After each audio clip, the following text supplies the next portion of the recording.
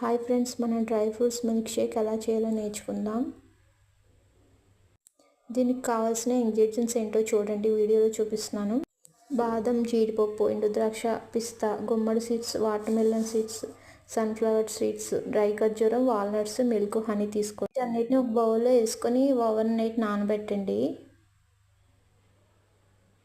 ఆ తర్వాత మర్నాడు మార్నింగ్ దానిలో ఉన్న వాటర్ అన్ని తీసేసి ఫ్రెష్ వాటర్తో ఒకసారి వాష్ చేసుకోండి. తర్వాత బాదం పప్పుని పీల్ ఆఫ్ చేసి ఖర్జూరం యొక్క సీడ్స్ కూడా తీసేయండి. ఈ డ్రై ఫ్రూట్స్ అన్నిటిని ఒక మిక్సర్ జార్లోకి తీసుకుందాం. వీటన్నిటిని ఒక మిక్సర్ జార్లోకి తీసుకొని ఒకసారి మిక్సీకి వేసి తిప్పండి. తర్వాత దీంట్లో ఒక గ్లాస్ ఆఫ్ మిల్క్ వేసుకుందాం.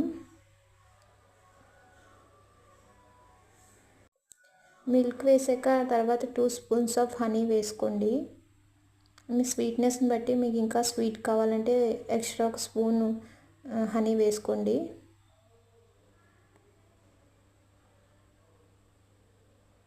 హనీ వేసాక ఒకసారి మళ్ళీ మిక్సీ వేసి తిప్పండి.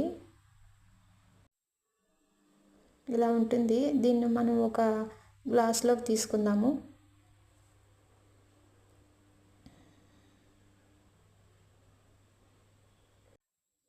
అంతేనండి, మన healthy and fresh dry fruits milk shake ready అయ్యింది.